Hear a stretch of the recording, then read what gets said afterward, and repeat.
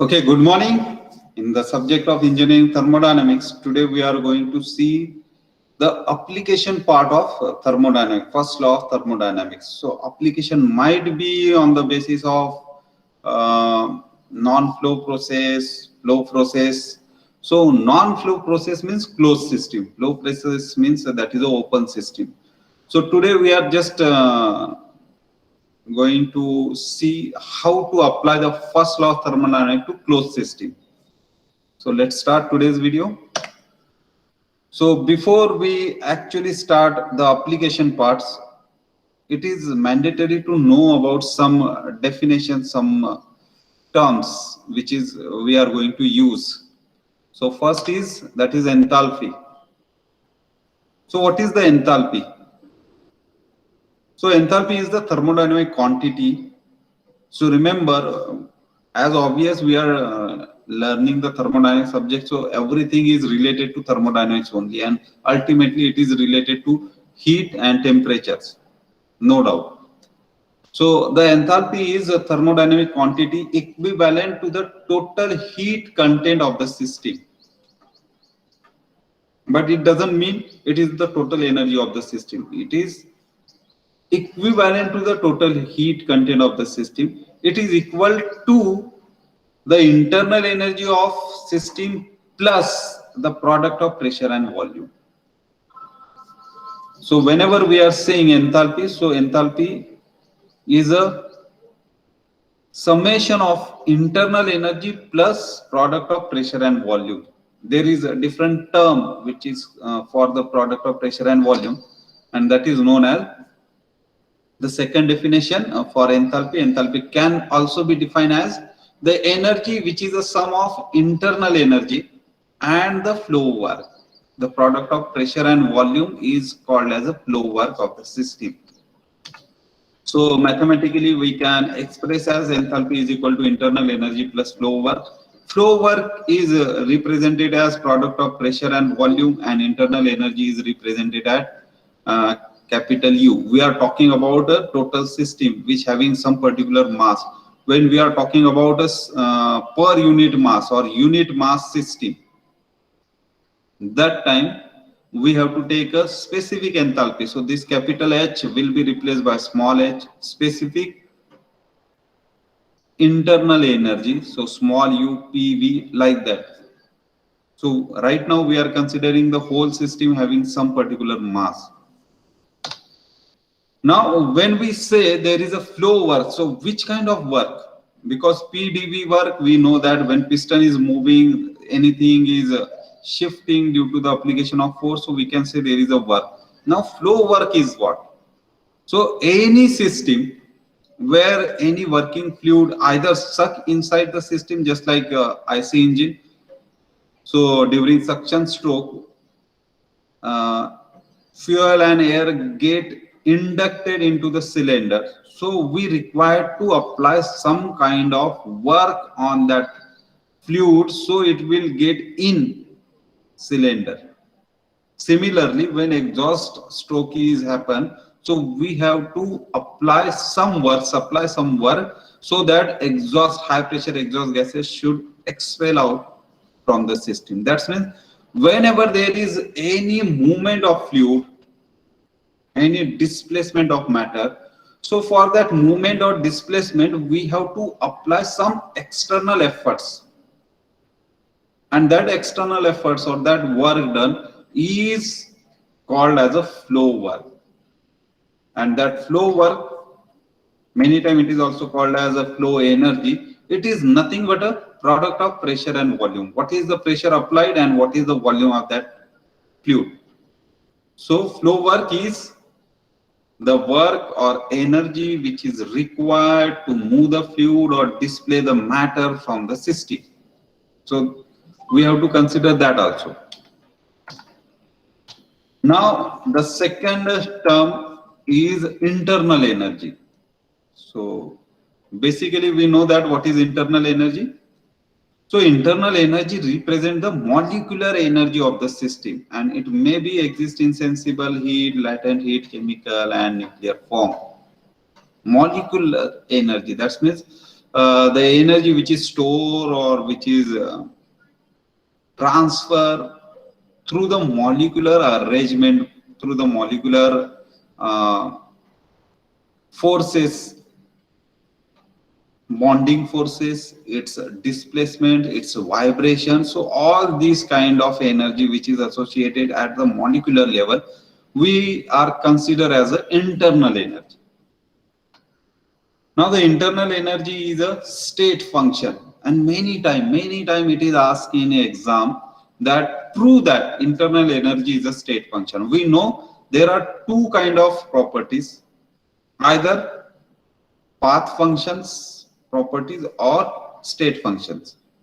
So it is many times asked that prove that the internal energy is a state function. State function, that means it does not affect by the path. So if may acquire the different path to achieve the same state position, state 1 to state 2, if you adopt any path, but if your value is same, that means it does not depend on the path taken by the system.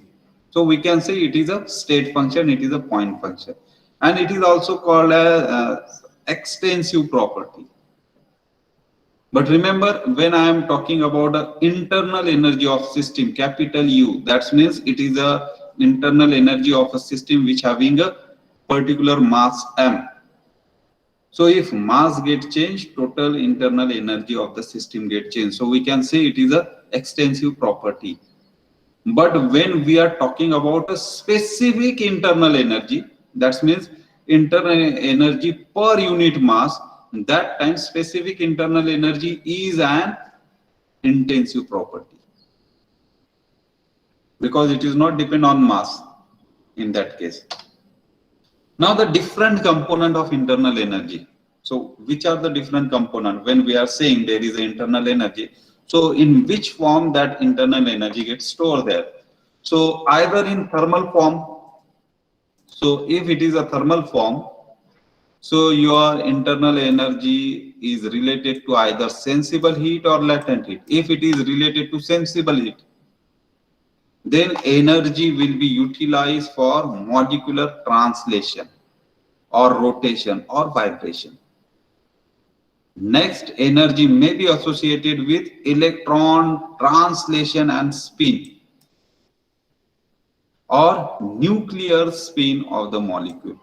So whenever there is internal energy related to thermal, specifically with sensible heat, so that internal energy either utilized in one of these or collectively in all of these. When we are talking about a latent heat, so energy required or release for phase change. We know that what is the latent heat. So it is required when there is a phase change. So for phase change, the system get changed, molecular bonding force get changed. When it is solid to liquid, so molecular bonding force get changed. When liquid to gaseous form, then its molecular bonding get changed, its motion get changed. So whenever there is a phase change, so we can say the internal energy related to latent heat that is utilized for phase change. Then the second is chemical energy, thermal energy having two parts, sensible heat or latent heat kind. Then chemical energy. So energy associated with the chemical bond in the molecules. So that is we consider as an internal energy in form of chemical. And the nuclear energy. So everyone know that how the nuclear fuel is idle unless you bombard them with the help of neutrons. So once you bombard that nuclear fuel with the help of neutrons, so tremendous amount of heat is generated and chain reaction take place so fastly you can't control them. Okay, so that is also the internal energy. So large amount of energy associated with the bond within the nucleus of the atoms. Now the most important question from your exam point of view, prove that internal energy is a property. That means it is a point function, not a path function. So if your internal energy depend on the path acquired by the system, then you can say it is a path function. If your internal energy is not depend on the path acquired by the system, it may acquire any kind of path, but if the value of internal energy of system is not going to change, then you can say it is not depend on the path. That means it is a point function. And if it is a point function, we can say it is a property of that property of a system. So let's see how to prove that internal energy is not a path function. So suppose we are going to draw a system process on PV diagram. Your system initially at state 1, so having some particular pressure and volume, and by acquiring some kind of process, some sort of path, it reach to your state 2. That means some different definite value of pressure and volume. So your system changing from state 1 to state 2 by acquiring one path, that is suppose path A. So now if your system is following the path A to get change from state 1 to state 2, so we are talking about a cyclic process, and in this first we are considering path A. So according to the first law of thermodynamics, we know that Q is equal to change in internal energy plus work done. When we are talking about a path A, so we are taking heat transfer or heat supply during path A, change in internal energy when acquiring path A, and work done when acquired path A by the system. So can I write this, rearrange this as change in internal energy is equal to QA minus WA. I am just shifting WA to this side, so it becomes minus. So change in internal energy will be Q minus W when I am acquiring path A. Now suppose my system come back to initial state by acquiring second path. Suppose path B. So my system changing from state 2 to state 1 and bring back to its initial condition. So how can I represent that path B with respect to first law of thermodynamics? So for path B, I can say that Q is equal to change in internal energy plus work done. This is our first law. When I am acquiring path B, so QB, change in internal energy during path B and work done during path B. So again, I can rearrange this in terms of change in internal energy. Sorry, change in energy, total energy.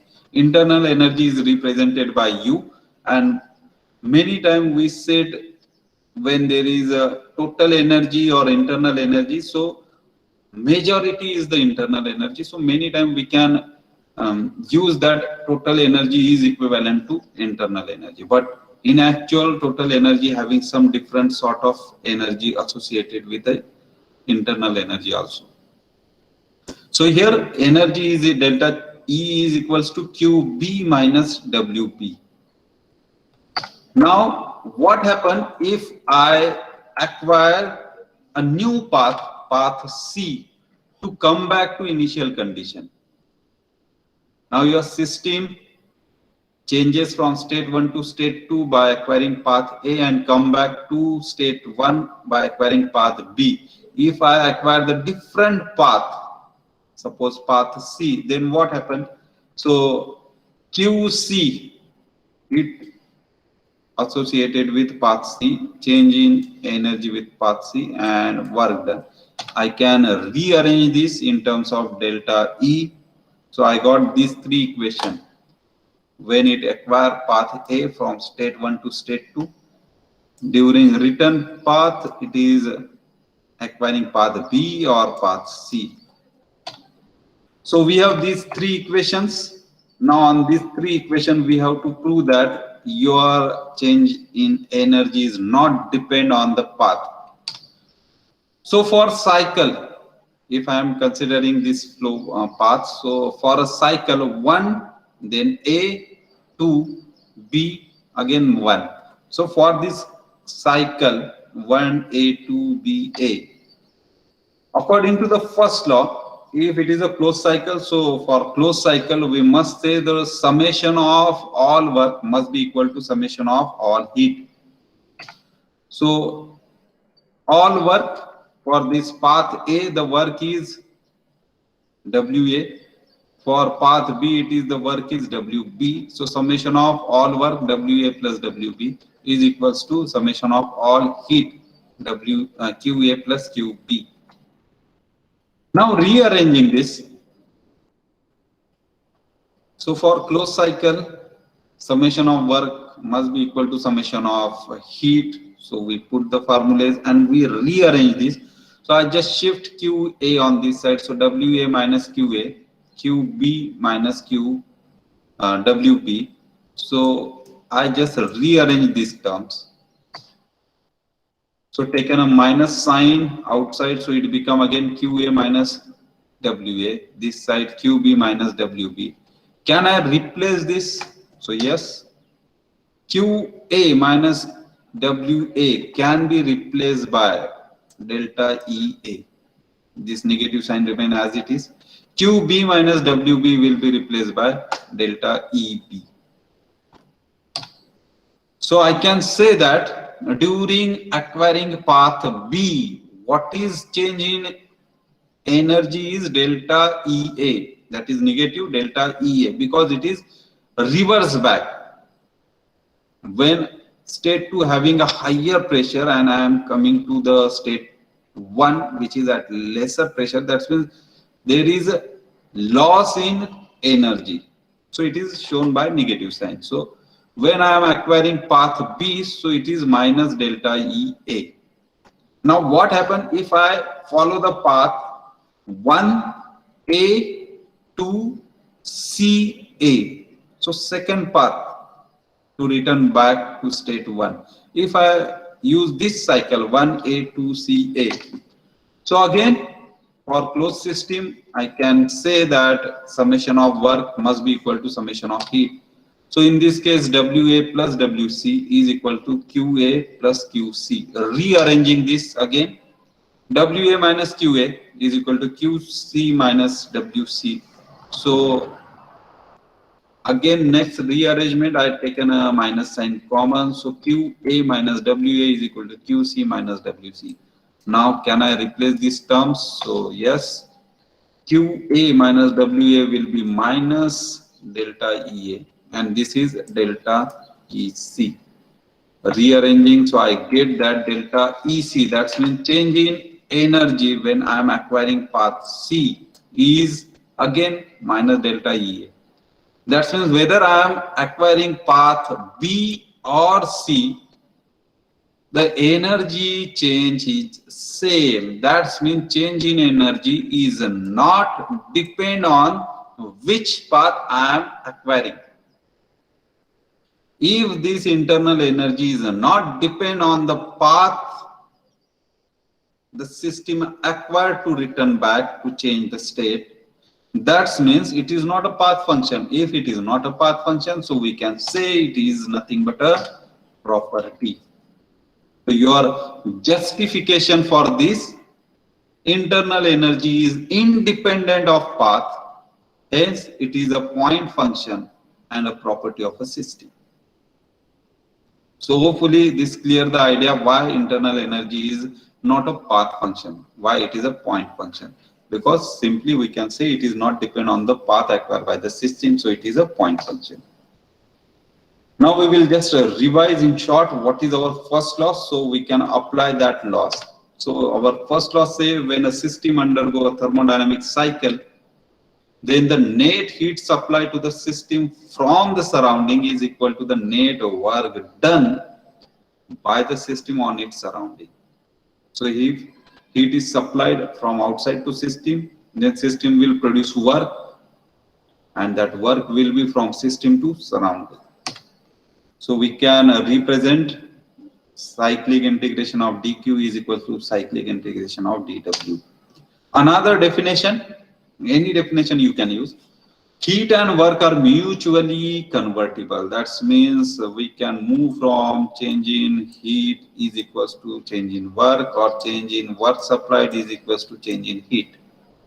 So it is mutually convertible. So heat and work are mutually convertible, but since energy can neither be created nor destroyed, the total energy associated with an energy conservation remain constant. So it is a little bit reflected with our conservation of energy form. And also there is one another definition: no machine can produce work output without corresponding expenditure of energy input. So we can say that I am not providing heat, but I get a work. Not possible. You can't say that I am not providing work, but automatically system get heated. That is also not possible. So no machine can be produce work output without corresponding expenditure of energy input. And that is also called as it is impossible to construct a perpetual motion machine of first kind. Now significance. What are the significance of first law? Whenever there is a question, define first law, and it is always associated with also state the significance of first law. So first law can be signify for entire system or for individual system, individual process. So for entire system, that means closed loop formation is there.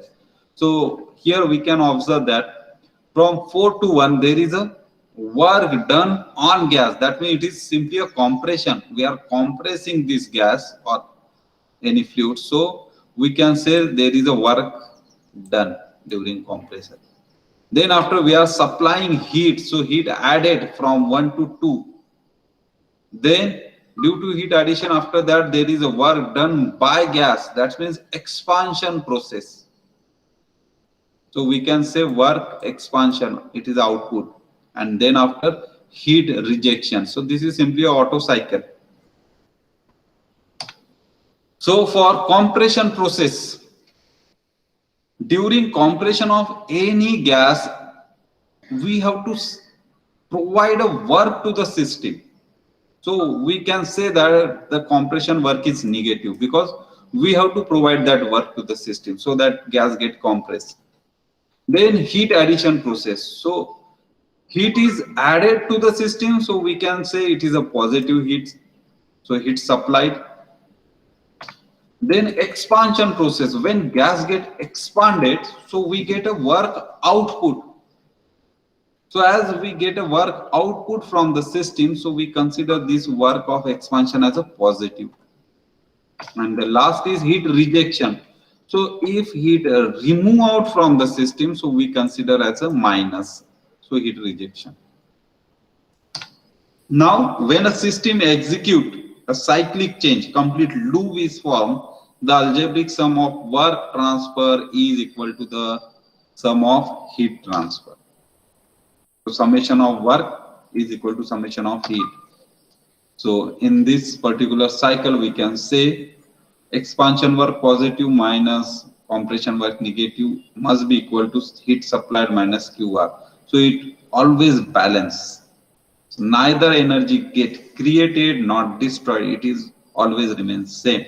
This is applicable for closed loop cycle or closed process. Remember, this is applicable for cyclic process, or we can say closed process. Even though we can say it is a non-flow process because matter remain inside the system. Matter is not shifting. So it is a closed loop formation. So we can say non-flow process. Now the next is for individual process.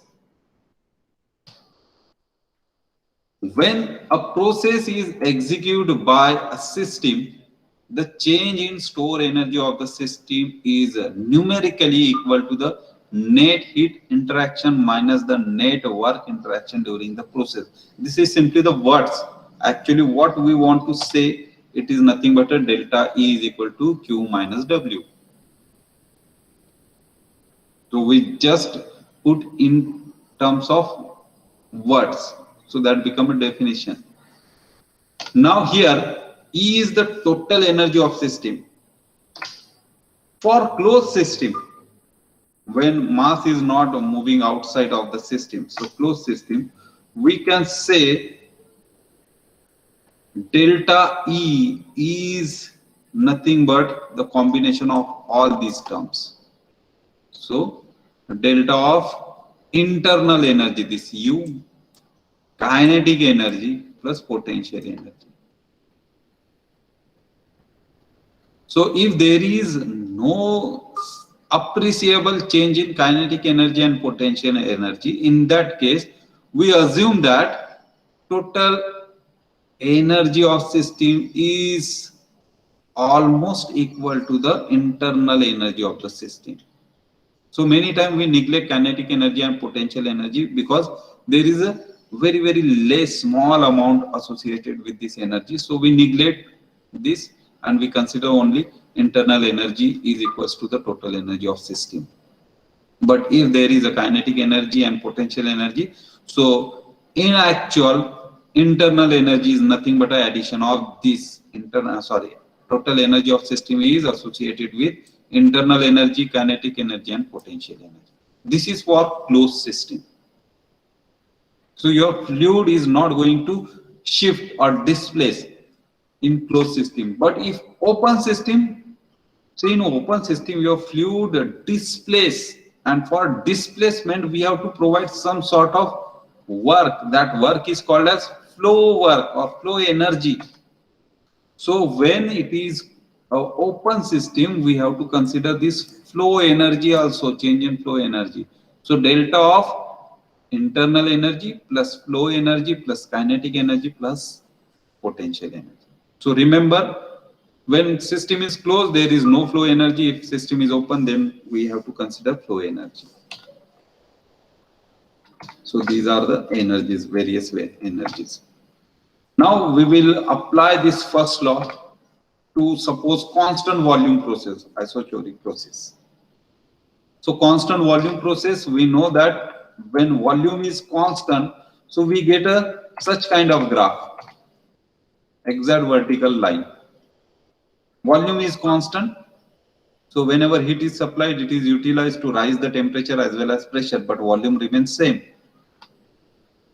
So consider this system for unit mass. That means we are considering mass is equal to 1 kg, unit mass system. So everything is per unit mass. For that, we said Q amount of heat is supplied, it is used to change in internal energy, that is specific internal energy, because per unit mass. So specific internal energy 2 minus specific internal energy 1 plus work done. This is nothing but delta U. But when we are considering mass is unit, so we are saying specific internal energy. Now here work is what? So as there is no volume change, so we get a zero work done. That's whatever be the heat supplied, it's completely utilized to only change in internal energy. So work is zero. So whatever be the heat, it is completely utilized to change in internal energy. So we know that how to calculate heat supply to the system. So heat supply to the system is mCV delta T. Why mCV? So m is a mass of system which is considered as 1. So there is no term of m. CV, why CV? Because constant volume is there. So specific heat at constant volume, and delta T, that is change in temperature. So T2 minus T1. So heat supplied is nothing but CV into T2 minus T1. So we can replace this with the help of these terms. If we are considering a total mass of system, suppose 1.5 kg, 30 kg, 40 kg. So whenever we consider the whole system having some particular mass, that means we are not taking a specific internal energy. This time we are taking a total internal energy. And in this case, if we are calculating heat, so it is not simply CV delta T, it is mCV delta T. So this is the application of our first law to the constant volume process. Now for second, constant pressure, or it is also called as isobaric process. We know that on PV diagram, it is simply a horizontal line. So volume get changed, but we maintain a pressure as it is.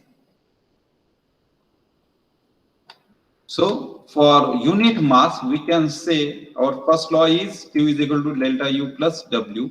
So change in internal energy plus work done. So volume is changing. That's when there is definitely work is associated with this.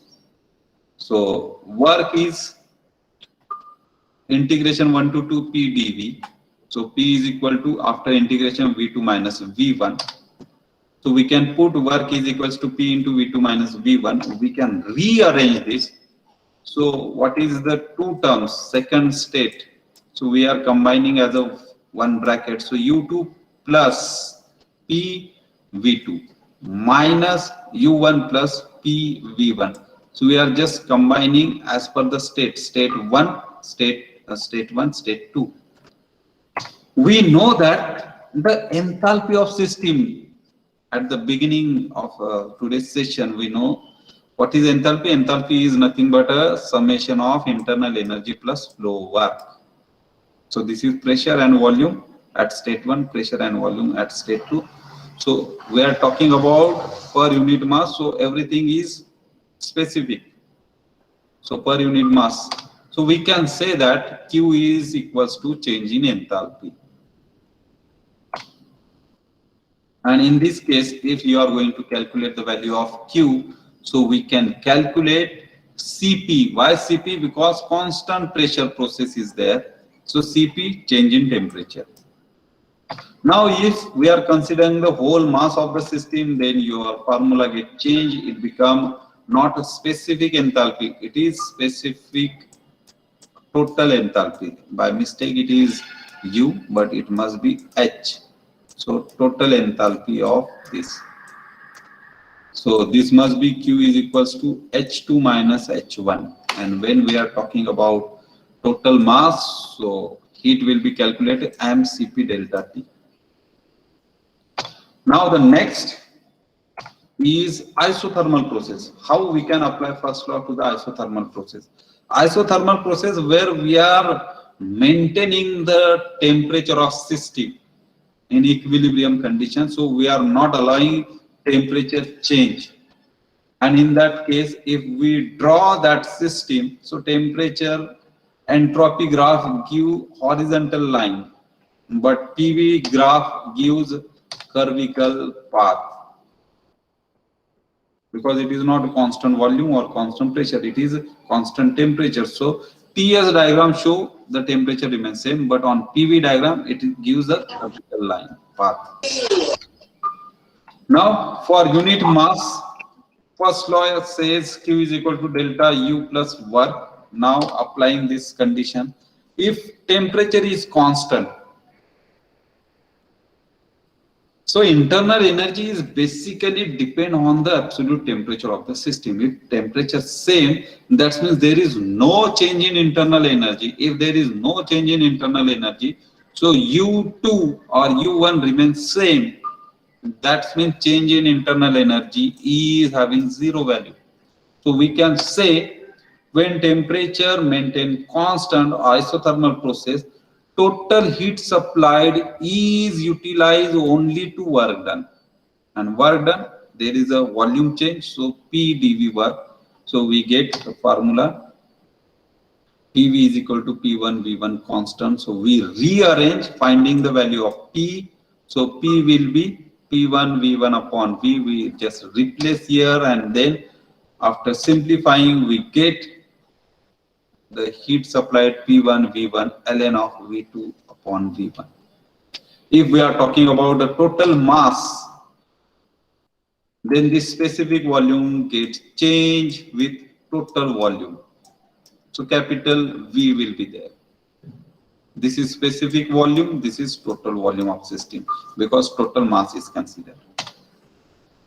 Now for last process, that is adiabatic process. Now in adiabatic process, we know that there is no heat transfer.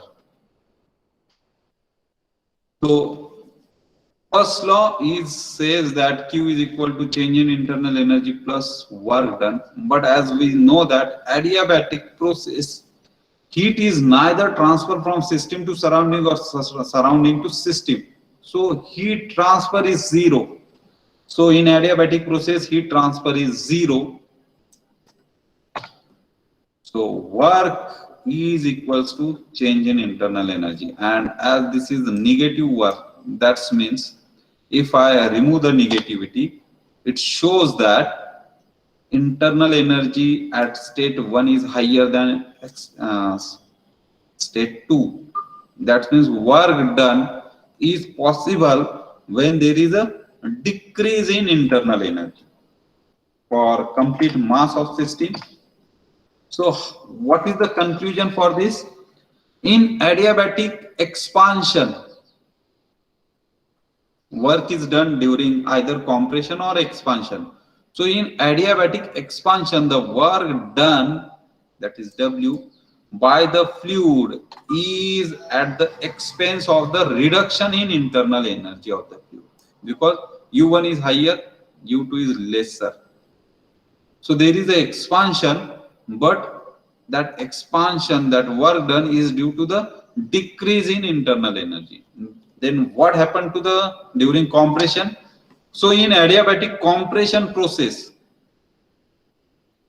all work done on the fluid goes to increase the internal energy of the fluid.